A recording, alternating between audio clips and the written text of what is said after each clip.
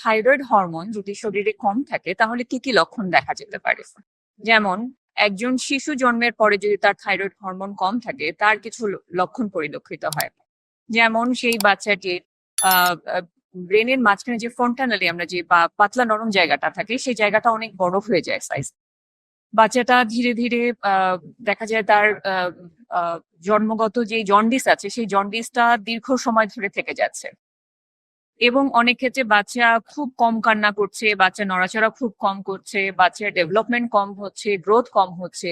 যেই বয়সে বাচ্চার ঘাড় সোজা হওয়ার কথা বা যেই বয়সে বাচ্চা নড়াচড়ার করার কথা, যে বয়সে বাচ্চা ক্রল করার কথা, হাঁটার কথা, সেই বয়সে বাচ্চার এই কার্যক্রমগুলো পরিলক্ষিত হচ্ছে না।